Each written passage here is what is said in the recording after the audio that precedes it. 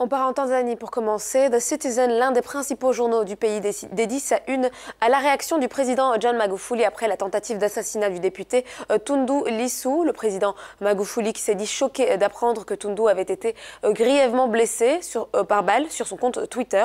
Le chef de l'État qui a exhorté les organes sécuritaires de l'État à faire la lumière sur l'incident dans les plus brefs délais. Le journal précise que le numéro 2 de l'opposition au Parlement et l'un des plus virulents critiques du président John Magufuli était dans un état critique hier après avoir été grièvement blessé par balle lors de l'attaque qui s'est déroulée à son domicile. L'agression a eu lieu juste après que M. Lissu eut participé à une session parlementaire.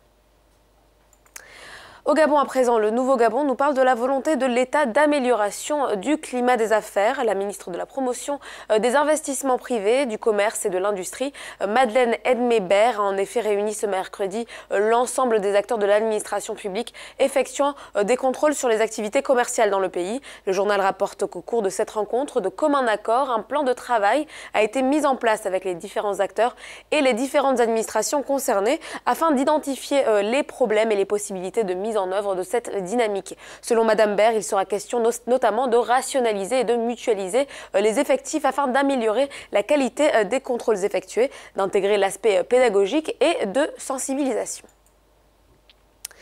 Direction le Burkina Faso à présent, où l'Observateur Palga, l'un des principaux journaux du pays, s'interroge sur l'utilité des sites touristiques du pays à partir du moment où ils ne sont pas accessibles aux visiteurs. Cas d'étude de cet article, les cascades de Banfora.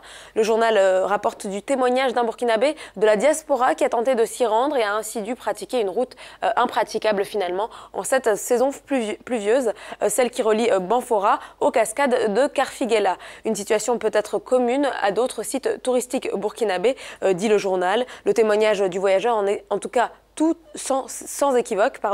Je précise, et je cite, « 7 petits malheureux kilomètres qui paraissent cependant interminables en cette période.